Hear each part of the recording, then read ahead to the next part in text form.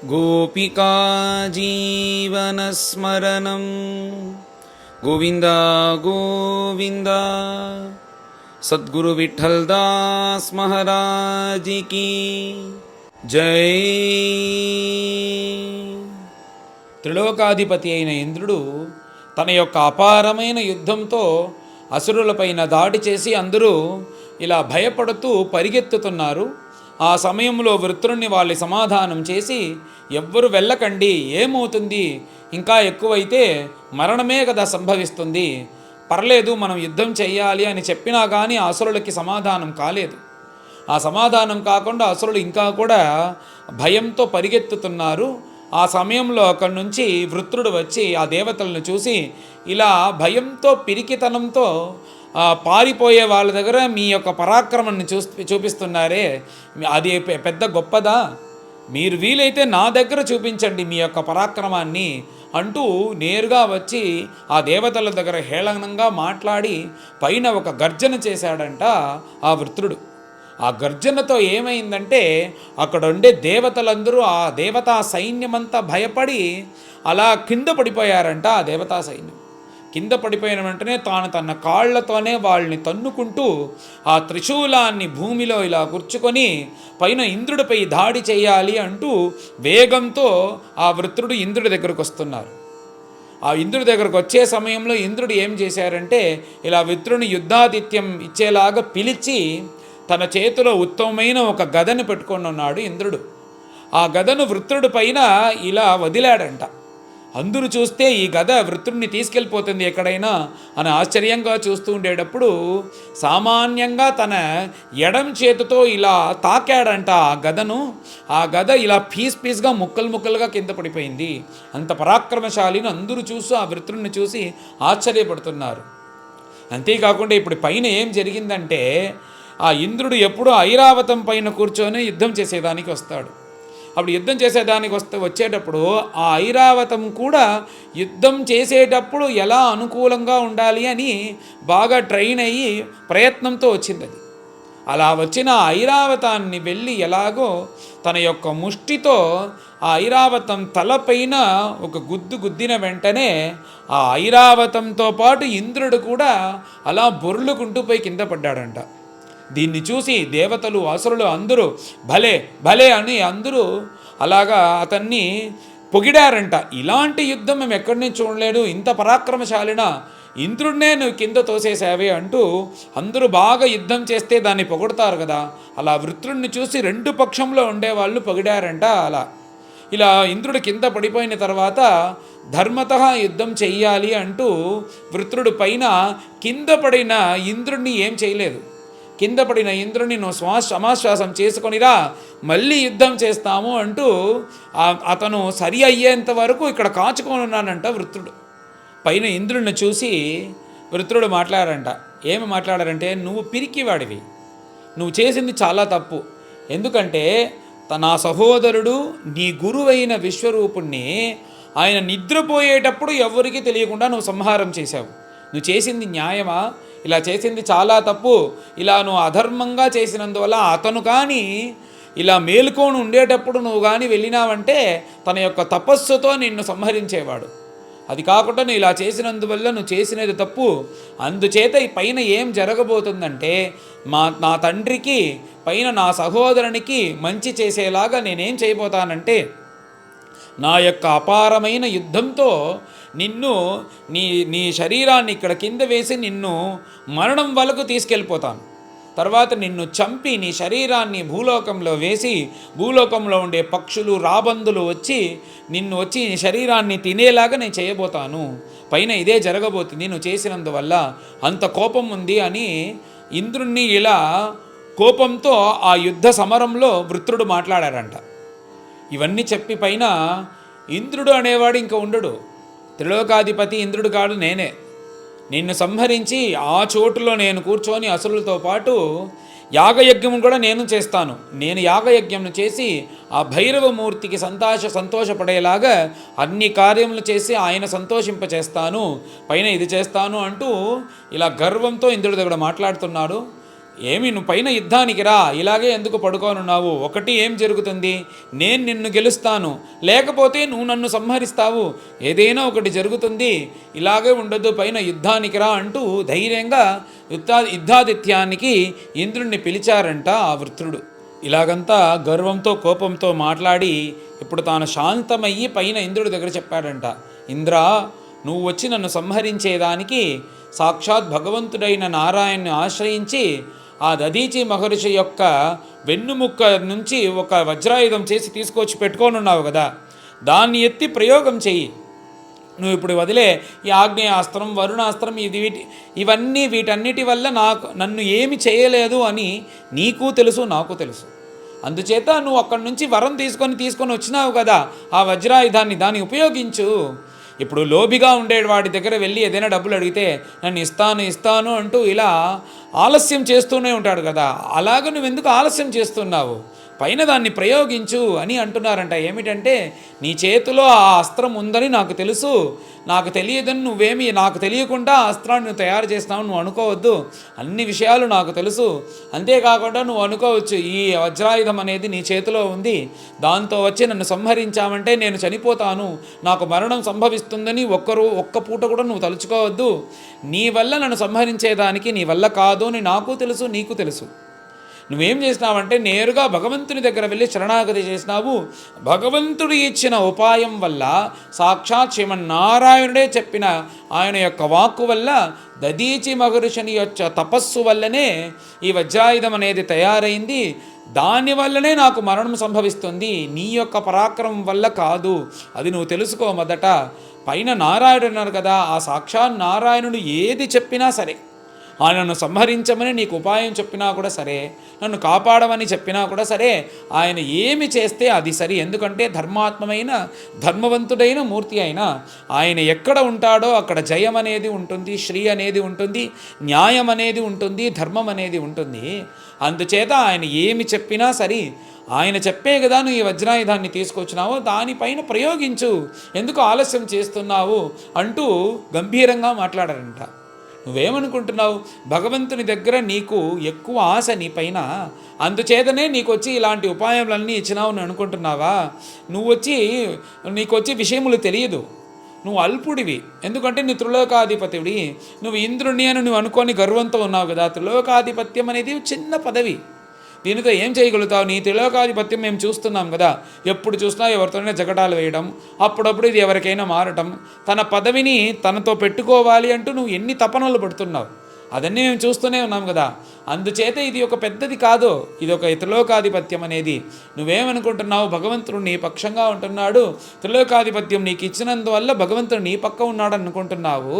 కానీ ఒక సూక్ష్మం తెలుసుకో, భగవంతుడు అతను ఒకనికి ధర్మం చెయ్యాలి, అతనికి మంచి చెయ్యాలి అంటే మొదట ఈ త్రిలోకాధిపత్యం ఇలాంటి పదవులన్నీ ఇవ్వడు. ఇవన్నీ మళ్ళీ మళ్ళీ మళ్ళీ నీకు విషయ సుఖాన్ని ఇచ్చి శాశ్వతం లేకుండా ఉండే పదవి, దీంట్లో ఉండే మోహాన్ని ఇచ్చేదే ఇవన్నీ. ఉత్తమ భక్తుడికి భగవంతుడు ఏం చేస్తాడంటే తన్నిస్తాడు, తన భక్తినిస్తాడు. దీని యొక్క ఈ పదవులన్నీ ఇవ్వడు నాయన, అది నువ్వు తెలుసుకో అని ఇంద్రుడి దగ్గర వృత్రుడు ఉపదేశిస్తున్నారంట. తర్వాత ఈ ప్రపంచంలో ధర్మం, అర్థం, కామం, మోక్షం అని చతుర్విధ పురుషార్థం ఉంది కదా.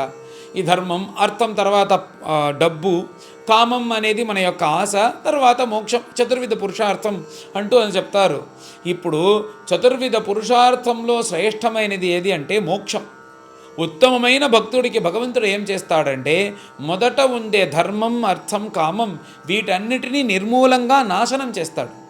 ఆ నాశనం చేసేదానికి ఏమిటంటే ఇలాగ పదవులంతా ఇచ్చి, వాళ్ళకి ఉపాయాలు ఇచ్చి, ఇలా లోక వ్యవహారం అంతా ఇవ్వడు. తన భక్తిని ఇచ్చి, తనపైన ఆశను ఇచ్చి, అలా ఇచ్చి ఏం చేస్తారంటే ఈ ధర్మం, అర్థం, కామం ఇవన్నీ శాశ్వతం కాదు, వీటన్నిటిని నశింపచేసి మనం భగవంతుని యొక్క చరణారవిందాన్ని శాశ్వతంగా పట్టుకోవాలి అనే ఒక ధ్యాసను, మోక్షాన్ని ఉత్తమమైన భక్తుడికి ఇస్తాడరా. అదంతా నువ్వు తెలియకుండా నీ పక్కనే భగవంతుడు ఉన్నాడని నువ్వు అనుకోవద్దు అంటూ ఉత్తమ భక్తి లక్షణాన్ని ఇంద్రుడికి ఉపదేశిస్తున్నారంట వృత్రుడు. ఇలా ఇంద్రుడి దగ్గర చెప్పి తర్వాత ఏమన్నారంటే, నువ్వు నన్ను ఇలా వజ్రాయుధంతో ప్రయోగించినామంటే నా శరీరం అనేది కింద పడుతుంది, మరణం సంభవిస్తుంది, అంతే కదా, నా శరీరమే కదా పోతుంది. ఇలాగ నేనేం చేస్తానంటే నా శరీరాన్ని ఈ ప్రపంచంలో ఉండే భూతములకు అన్నికి సమర్పించి నా ఆత్మను భగవంతునికి ఇచ్చేస్తాను.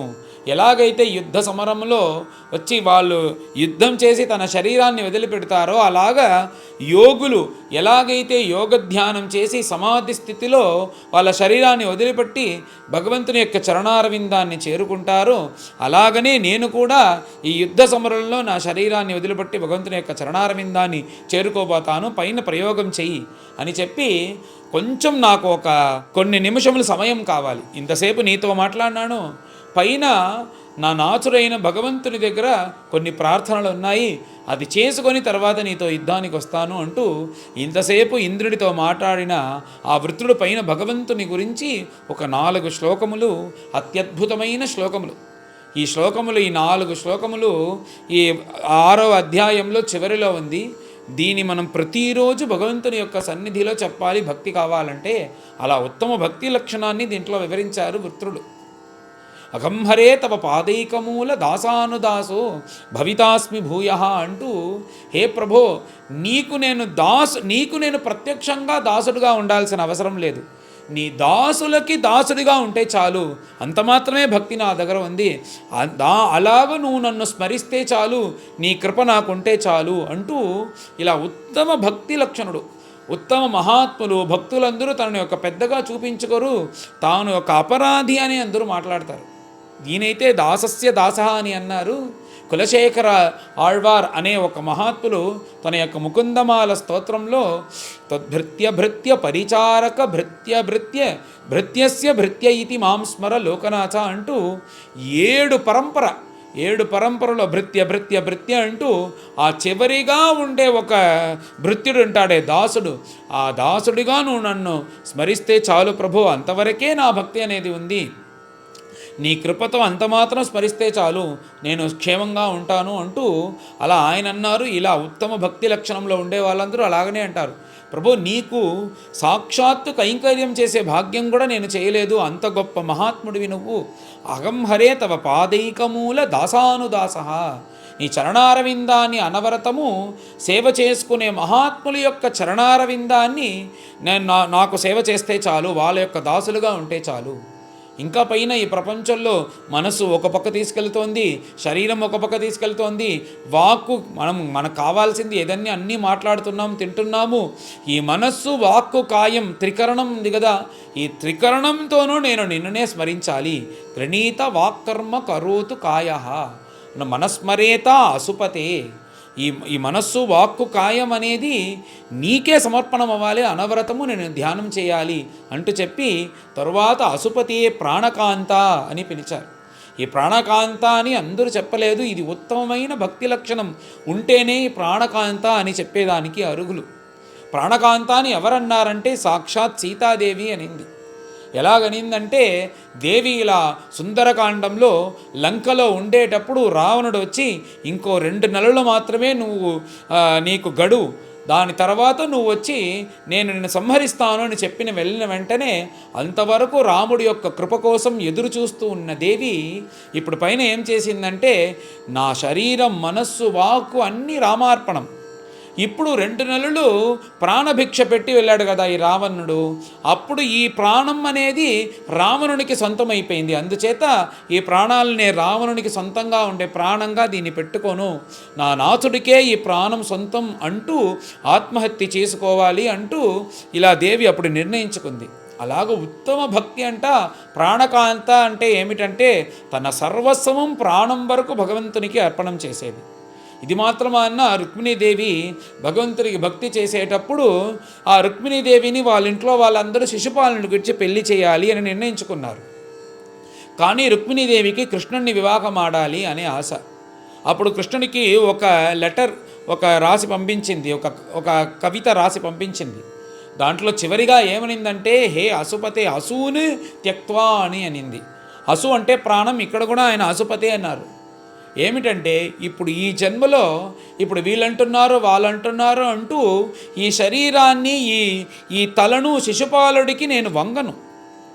ఈ శిశుపాలుడికి వంగను ఏం చేస్తానంటే ఒక పూట నీతో కానీ వివాహం కాకపోతే ఈ శరీరాన్ని వదిలేస్తాను. మళ్ళీ రుక్మిణిగా పుడతాను, అప్పుడు నీకు ఒక కవిత, నీకు ఒక లెటర్ రాస్తాను, అప్పుడు నువ్వు రాకపోతే అప్పుడు ఈ శరీరాన్ని వదిలేస్తాను. అంతేకాకుండా ఇలాగనే 100 సంవత్సరాలు నీ కృప కోసం ఎదురు చూస్తూ ఈ ప్రాణాలను కూడా వదులుతాను, కానీ ఈ శిశుపాలుడికి నేను లొంగను అంటూ ఇంత ఉత్తమ భక్తి లక్షణం ఉండేవాళ్ళే ప్రాణకాంత అని పిలవగలరు. తర్వాత చైతన్య మహాప్రభులు తన యొక్క శిక్షాష్టకంలో ఆయన ఏమన్నానంటే ప్రాణనాథ అనే పిలిచినారు. ఆశ్లిష్యవా పాదరతాం పినష్టు మా వదర్శనాత్ మర్మహతాం కరోతువా యథా తథా వా విదధాతు లంపట మత్ ప్రాణనాథస్తు సయేవ నాపరః. ఆయన నా ప్రాణకాంతుడు, నన్ను ఏమైనా చేయొచ్చు, ఏమైనా నేను ఒక దాసిలాగా నాతో సంతోషంగా ఉండొచ్చు, నన్ను ఏమైనా చేయొచ్చు, నన్ను ఎవరిదైనా అమ్మచ్చు, ఇలా ఏమి చేసినా కానీ ఆ కృష్ణుడే నాకు నాథుడు, నాకు ఆయన దగ్గర వేరే ఎవ్వరు దిక్కు లేదు అంటూ ఉత్తమ భక్తి లక్షణం. ఇదంతా మనకు చూస్తే ఇదంతా ఏమి ఒక పిచ్చితనంలాగా మనకు అనిపిస్తుంది, కానీ అంత భక్తి అంత ప్రేమ ఉండేవాళ్ళు భగవంతుని పైన అలా ఉంటారంట. ఈయన కూడా మత్ ప్రాణనాథస్తు సయేవ నాపరః అని చైతన్య మహాప్రభులు అన్నారు. తర్వాత చివరిగా ఇలా ప్రాణనాథుడు అని ఎవరన్నారంటే పురంధరదాసులు అన్నారు. ఏనుమాడితరేనో ప్రాణ నిన్నదు స్వామి. ಹೇ ಪ್ರಭೋ ಈ ಮನೋವಾಕಾಯದಿಂದ ಮಾಡುವ కర్మగಳೆಲ್ಲ నా మనస్సు వాక్కు కాయం అన్నీ నీకు సమర్పించినానే. ఇప్పుడు నన్ను వచ్చి ఇక్కడ ఒక దొంగలాగా అందరూ నిలబెట్టినారే. ఇప్పుడు ఆయన చరిత్రలో ఒక కథ, దొంగలాగా నిలబెట్టారు. ఇలా నిలబెట్టినారే, 9 కోట్లను నీ కోసం వదిలేసి వచ్చినానే, ఈ చిన్న హారం నాకెంత మాత్రం, నా మనస్సు వాక్కు కాయం అన్నీ నీకు సమర్పించినాను, అది మాత్రమా అన్న ప్రాణ నిన్నదు స్వామి, నా ప్రాణము నీకు సొంతం అంటూ ఇలా పురంధరదాసులు అన్నారు. ఇవన్నీ ఏమిటంటే ఉత్తమ భక్తుల యొక్క లక్షణం. అలాగనే మనస్మరేత అసుపతే, హే ప్రాణకాంత నిన్ను నేను అనవరతము స్మరిస్తున్నాను, అలాంటి నువ్వు నన్ను వచ్చి నా పైన నీ కటాక్షం వెయ్యాలి అంటూ ఈ శ్లోకంలో అన్నారు. తర్వాత 2వ శ్లోకంలో నాకపృష్టం నచపారమేష్ట్యం, నువ్వు వచ్చి నన్ను ఇంత భక్తి చేసినందువల్ల నిన్ను నేను ఇంద్రుడిగా చేస్తానంటే నాకు వద్దు. ఇంద్రుడేమి అల్పుడు, బ్రహ్మదేవునిగా నువ్వు నన్ను చేస్తానంటే నాకు వద్దు. ఈ భూమండలానికంతా చక్రవర్తిగా నన్ను చేస్తాను నన్ను అన్నావంటే అది నాకు వద్దు. అసురులు ఉండే రసాతల లోకంలో ఉండే రసాధిపత్యుడిగా నిన్ను చేస్తాను అంటే అది నాకు వద్దు. ఇవన్నీ ఏమి వద్దు. అష్టమహాసిద్ధి అనేది ఉందే, అది కావాలంటే అది నాకు వద్దు. చివరిగా మోక్షం అనేది ఉండే, అది నీకు కావాలి అంటే అది కూడా నాకు వద్దు. ఇంక ఏమి నీకు కావాలని అడిగినావంటే సమంజసత్వ విరహయ్య కాంక్షే, నీ దర్శనం కావాలి, నాకు నువ్వే కావాలి, వైకుంఠం కూడా వద్దు అంటూ ఇలా ప్రార్థించారు. తర్వాత ఉత్తమ భక్తి లక్షణం ఇక్కడ 3 విధములుగా వర్ణించారు. అజాతపక్ష ఇవ మాతరం కఖాగా స్తన్యం యథా వత్సతరా క్షుధార్తా ప్రియం ప్రియేవ విషితం విషన్నా మనోరవిందాక్ష దిదృక్షతేత్వ. హే అరవిందాక్ష నిన్ను చూడాలి అంటూ నా మనసు ఎలా తపన పడుతుంది నీకు తెలుసా. అజాతపక్ష ఇవే, ఒక చిన్న పక్షి అలా గూడులో ఉండేటప్పుడు ఆ పక్షి అమ్మ కోసం తన తల్లి పక్షి కోసం ఎదురు చూస్తూ ఉంటున్నంత ఆకలితో ఆహారం తీసుకొస్తుందా అని అలా ఆకలితో ఎదురు చూస్తూ అమ్మ కోసం ఎదురు చూస్తుంది కదా ఆ చిన్నగా ఉండే పక్షి. ఎలాగ అమ్మని ఎదురు చూస్తుందో అలాగా నేను నిన్ను ఎదురు చూస్తున్నాను ప్రభో, నాకు వచ్చి అనుగ్రహం చేయాలి. తర్వాత ఒక దూడ, మంచి ఆవు, అప్పుడే ఆ ఆవు వచ్చి ఆ దూడను ప్రసవించింది. ఆ ప్రసవించిన తర్వాత అప్పుడు పాలు ఎంత ఉంటుంది ఆ ఆవు యొక్క స్థానంలో. ఆ ఆవు కూడా ఆ దూడ కోసం పాలు ఇవ్వాలి అంటూ ఆశతో ఉంది. కానీ అక్కడుండే యజమానుడు ఆ ఆవుని ఒక చోట, ఆ దూడని ఒక చోట కట్టేశాడు. ఎవరైనా వచ్చి ఆ దారాన్ని కానీ విప్పినారంటే ఆ దూడ వచ్చి ఇక్కడికి వచ్చి అమ్మ దగ్గర వచ్చి పాలు తాగుతుంది, అమ్మ కూడా ఇచ్చేదానికి సిద్ధంగా ఉంది. ఇలాగా ఆ దూడ ఎలాగ వచ్చి తాను పాలు తాగేదానికి అమ్మ దగ్గరకు వచ్చి ఇలా తన తల్లి పశువైన దాని దగ్గరకు వచ్చి పాలు తాగేదానికి ఎలాగైతే ఎదురు చూస్తుందో అలా నా మనస్సు ఎదురు చూస్తుంది. తర్వాత ఇంకొకటి ప్రియం ప్రియేవా, ఒక ప్రియుడు అక్కడి నుంచి ఎక్కడైనా బయటకి ఊరికి వెళ్ళిపోయినాడంటే ఆ ప్రియుడు ఇప్పుడు వస్తానన్నాడే ఇంకా రాలేదే అంటూ ఒక ప్రియురాలు ఎదురు చూస్తూ ఉంటుంది కదా, అలాగా నా మనస్సు నేను ఎదురు చూస్తుంది అంటూ ఇలా వర్ణించారు. దీంట్లో 3 విధమైనది. మొదటిగా ఉండే పక్షి తాను స్వయంగా వెళ్ళి ఏమి చేయలేదు. ఆ తల్లి పక్షి వచ్చి ఏదైనా ఆహారాన్ని ఇస్తేనే అది ఆహారం చేయగలదు. అలా దాని యొక్క లక్షణం. ఇక్కడ ఏమిటంటే ఏమి విషయం తెలియకుండా ఒకడు చుట్టేవాడికి భగవంతుని అనుగ్రహం చేస్తేనే కదా. అలాగ నువ్వు వచ్చి మహాత్ముల మూల్యంగా ఏదైనా మంచిది చెప్తే నేను నిన్ను వచ్చి ఆరాధిస్తాను అంటే ఇది ఒక విధమైన భక్తి లక్షణం. తరువాత ఇంకో భక్తి లక్షణం ఏమిటంటే అన్నీ తెలుసుకొని కానీ భగవంతుని దగ్గర వెళ్ళాలి అంటే ఈ సంసారం అనే జీవితం ఉంది కదా, ఈ జీవితం అనే ఈ గ్రంథితో ఇలా మనం ఉంటూ ఉండేటప్పుడు ఎలాగైతే ఆ దూడ ఆవు దగ్గర వెళ్ళేదానికి దానికి ఒక దారం ఉందో అలాగనే ఈ సంసారం అనే కష్టం ఓ జీవముకు ఉండేటప్పుడు గురునాథుడు అనే ఒక యజమానుడు వచ్చి ఎలాగైతే ఆ దారాన్ని విప్పితే ఆ దారం వెళ్ళి తాగుతుందో, ఆ దూడ వెళ్ళి పాలు తాగుతుందో అలాగనే గురునాథుడు వచ్చి నాకు అనుగ్రహం చేస్తే నేను ఈ దగ్గరకు వచ్చేస్తాను అంటూ ఇది రెండవ స్థాయి. తర్వాత మూడవ స్థాయి ఏమిటంటే బాగా అన్ని విషయాలు తెలుసు ఆ ప్రియుడికి. ఇప్పుడు ప్రియుడు ఉండే చోటకి ఈ ప్రియురాలు వెళితే ఆ ప్రియుడు ఏమనడు, నువ్వు ఎందుకు వచ్చినావి నేనేమి అడగడు. కానీ ప్రియురాలు వెళ్ళేదానికి శక్తి ఉన్నా కానీ ఆ ప్రియుడు నా కోసం రావాలి అంటే ఎదురు చూస్తుంది కదా, ఇది ఉత్తమ భక్తి లక్షణం. ఎలాగైతే దేవి రావణ్ణి చూసి చెప్పేటప్పుడు రావణా నువ్వు వచ్చి ఒక 10 తల పురుగు నా పాతివ్రత్య ధర్మంతో నిన్ను వచ్చి ఇలా భస్మం చేయగలను, నీవు 10 తల పురుగు కానీ నేను అలా చేయను, ఇలా చేసినానంటే మా సూర్యవంశంలో ఉండే రాజులందరికీ అది వచ్చి గొప్ప కాదు. రామచంద్రప్రభు అక్కడి నుంచి రావాలి, మిమ్మల్ని సమూలంగా మిమ్మల్ని నాశనం చేసి నన్ను ఇక్కడి నుంచి తీసుకెళ్ళాలి, అదే ఆయనకి తగినది అంటూ ఎదురు చూస్తుంది కదా రామకృప కోసం. అది ఉత్తమ భక్తి లక్షణం. అలాగా ప్రియురాలు ఎగా ప్రియుడి కోసం ఎదురు చూస్తుందో అలా ఉంది నీ ఉత్తమ భక్తి లక్షణం అంటూ నేను ఎదురు చూస్తున్నాను ప్రభో. తర్వాత నువ్వు వచ్చి ఇప్పుడు పైన నేను ఇంత భక్తి చేసినందువల్ల ఇంద్రుడిగా చేస్తాను, చంద్రుడిగా చేస్తానని నాకు ఏమీ వద్దు. ఇంతవరకు నేను ఇలా సంసారంలో ఉండి జననమన ప్రవాహంలో అనుభవించిందంతా చాలు, నీ యొక్క చరణారవిందాన్ని చేరుకోవాలనే నాకు లక్షణం. అది నువ్వు ఏదైనా నాకు ఇవ్వాలంటే నీ చరణారవిందాలో భక్తినివ్వు, మహాత్ముల యొక్క సంఘాన్ని ఇవ్వు, అది ఇస్తే చాలు, ఇంకేమీ నాకు అక్కర్లేదు అంటూ ఉత్తమమైన ఈ 4 శ్లోకములతో ఈ అధ్యాయం అనేది పూర్తి అయింది.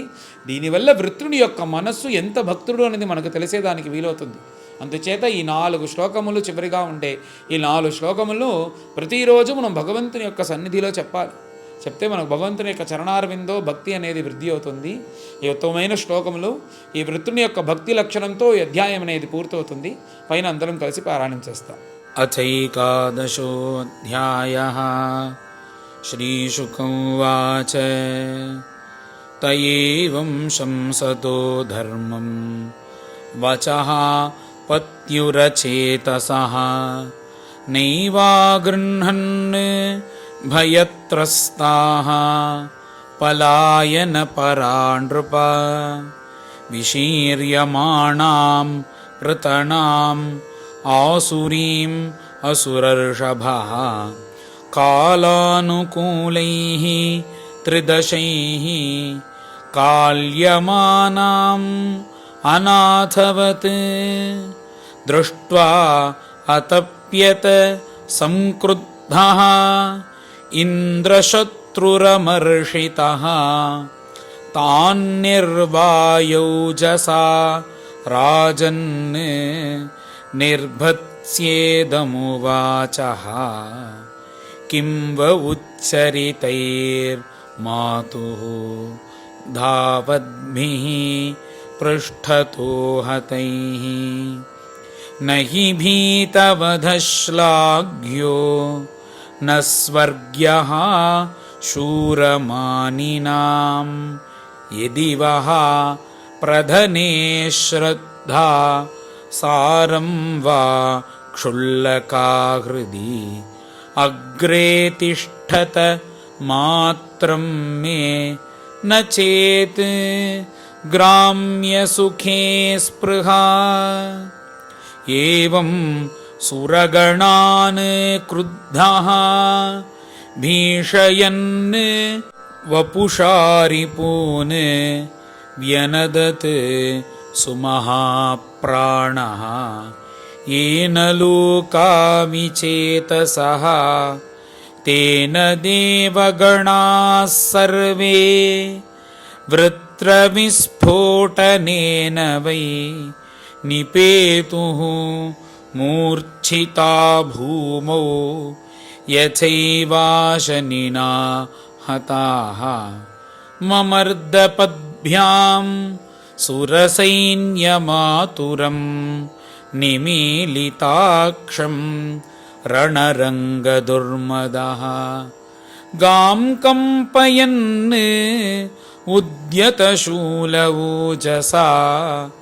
नालं वनं यूथपतिर्यथोन्मदः विलोक्य तं वज्रधरोऽत्यमर्षितः स्वशत्रवे अभिद्रवते महागदां चिक्षेपताम् आपततीं सुदुस्सहां जग्राहवामेन करेण लीलया स इन्द्रशत्रुः कुपितो भृशं तया महेन्द्रवाहं गदयोग्रविक्रमः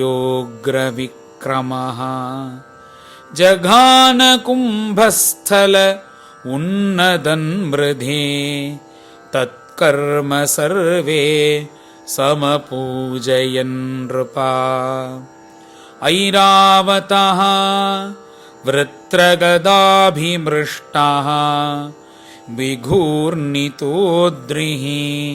कुलिशाहतो यथा अपासरत् भिन्नमुखः सहेन्द्रः मुञ्चन्नसृक् सप्तधनुर्भृशार्तः न सन्नवाहाय विषन्नचेतसे प्रायुङ्क्तभूयः स गदां महात्मा इन्द्रो अमृतस्यन्दिकराभिमर्श वीतव्यथक्षतबाहो अवतस्थे सतं नृपेन्द्राघव काम्यया रिपुं वज्रायुधं भ्रातृहणं विलोक्य स्मरंश्च तत्कर्म नृशंसमं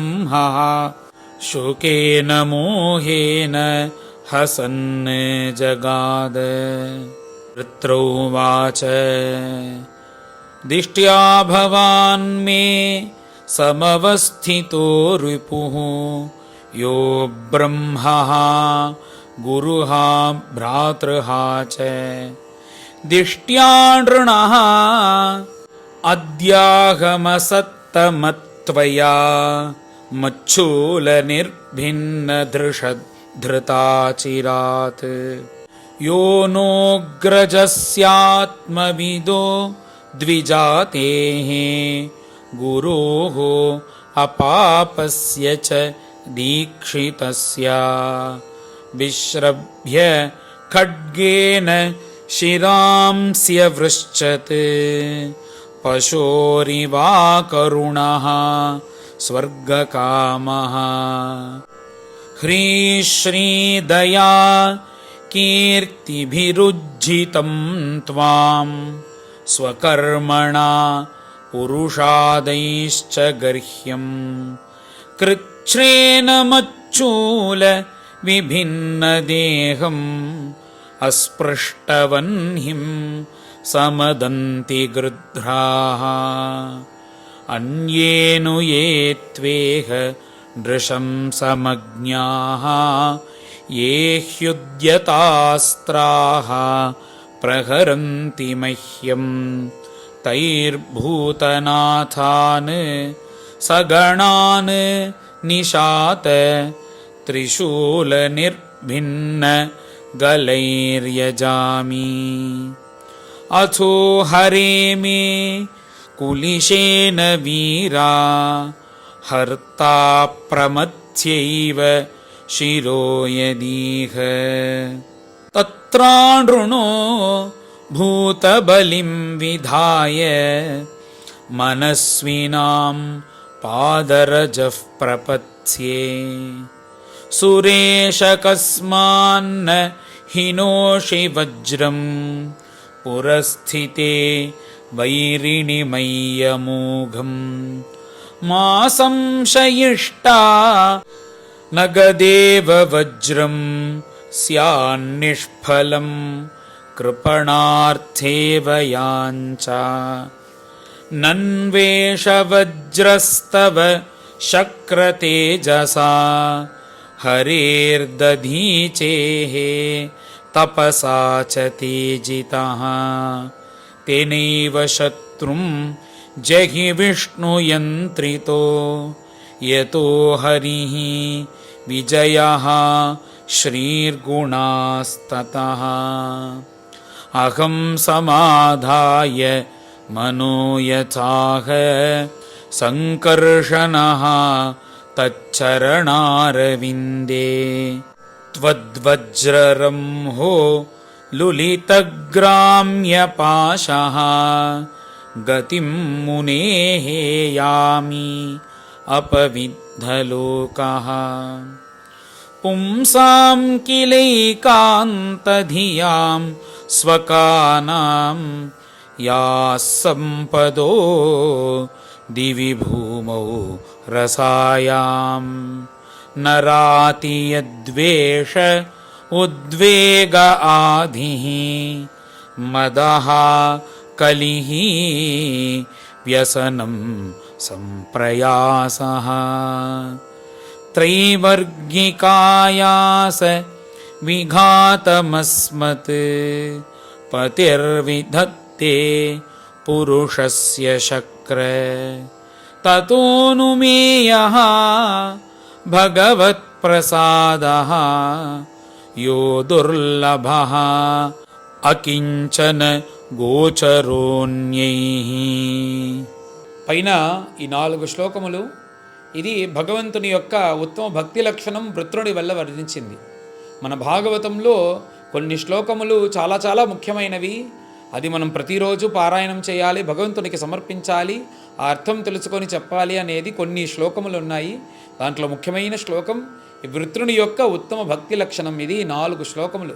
అహం హరే తవ పాదేకమూల అంటూ మమోత్తమ శ్లోక జనేష్ సఖ్యం అంటూ 1, 2, 3, 4 ఈ 4 శ్లోకములు ఉత్తమ భక్తి లక్షణం.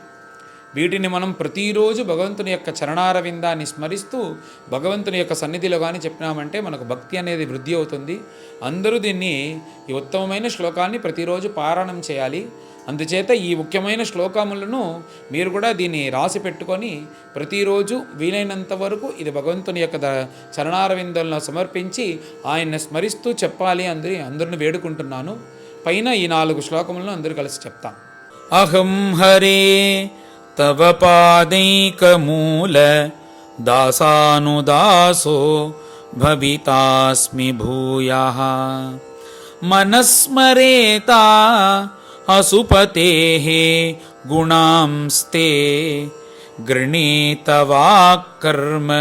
కరోతు కాయః న నాకపృష్ఠం న చ పారమేష్ఠ్యం న సార్వభౌమం న రసాధిపత్యం న యోగసిద్ధిః అపునర్భవం వా సమంజసత్వా విరహయ్యకాంక్షే అజాతపక్షాయివ మాతరం ఖగాః స్తన్యం యథా వత్సతరాః క్షుధార్తాః ప్రియం ప్రియేవ వ్యుషితం విషన్నా మనోరవిందాక్ష दिदृक्षते त्वां ममोत्तमश्लोक जनेषु सख्यं संसारचक्रे भ्रमतस्वकर्मभिः त्वन्मायया आत्मा आत्मजदारगेहेषु आसक्तचित्तस्य न नाथ भूयात्. श्रीहरये नमः. श्रीहरये नमः. इति श्रीमद्भागवते महापुराणे पारमहंस्यां संहितायां षष्ठस्कन्धे वृत्रस्य इन्द्र उपदेशो नाम 11 अध्यायः. गोपिका जीवनस्मरणं गोविन्द गोविन्द सद्गुरु विठ्ठलदास महाराज की जय।